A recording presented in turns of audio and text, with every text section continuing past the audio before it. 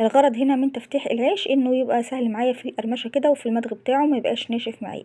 لو حاجة ما اتفتحتش مش مشكلة.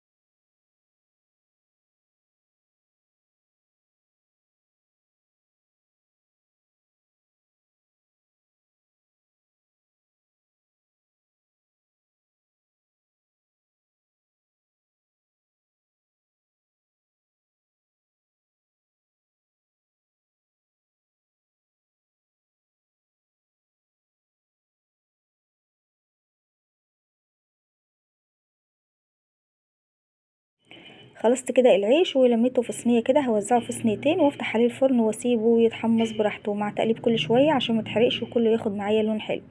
معايا هنا كده بقى هبتدي الخضار بتاعي بعد ما نضفته هبتدي اقطعه تقطيعات صغيرة كده عشان يستوي معايا قلب العدس. انا عايزاه يستوي، المهم العدس هو اللي يستوي، والخضار ده هنضربه في الخلاط في الاخر مش مشكلة.